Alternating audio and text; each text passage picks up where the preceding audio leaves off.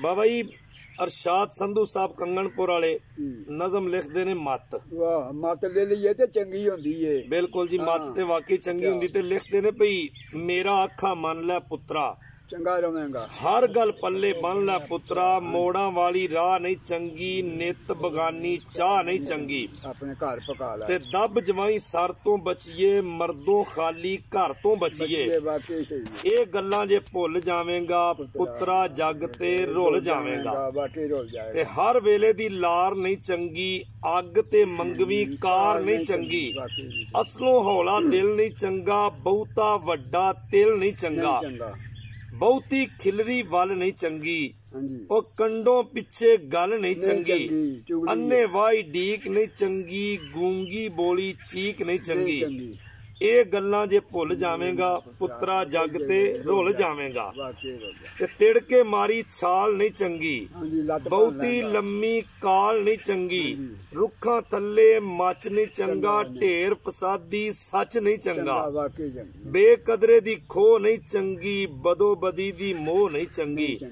ते कखा नेड़े अग नहीं चंगी सिर तो भारी पग नहीं चंगी। ये गल्लां जे भुल जावेगा पुत्रा जग ते रुल जावेगा। उस तो पिछे होर नू फड़िए वो पहला घर दे चोर नू फड़िए ते करनी नित अखीर नहीं चंगी।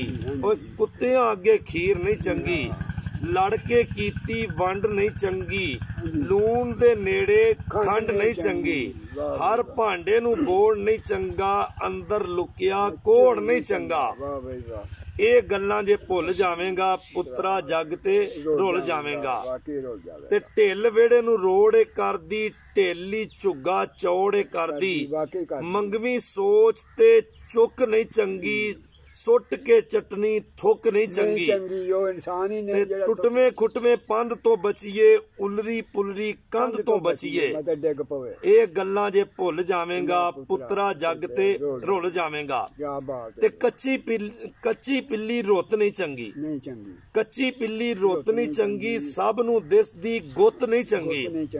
अखां दे विच कहर नहीं चंगा जिब विच भरिया जहर नहीं चंगा।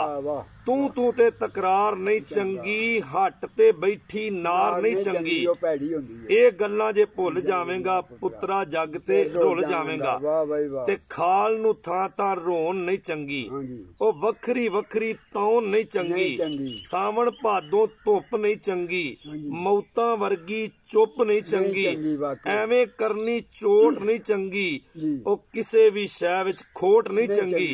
रस्ते दे विच बेर नहीं चंगी सुलह च करनी देर नहीं चंगी। झटपट कर लो सुलह ते बिना राग तो सुर नहीं चंगी बिना राग तो सुर नहीं चंगी बहुती भी चुर चुर नहीं चंगी।